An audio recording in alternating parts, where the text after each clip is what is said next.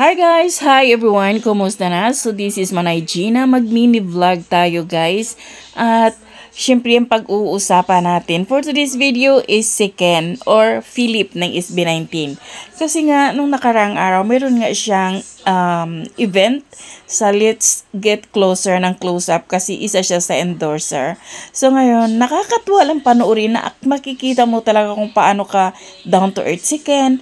Ang dami niyang fans, nag-aakyatan, sigawan, nagyayakapan. Ang nakakatuwa pa, pati si David Licauco, nakikiyakap na din. Ang galing, sobrang maaliw ka kung paano sila nagyayakapan. Panoorin natin guys.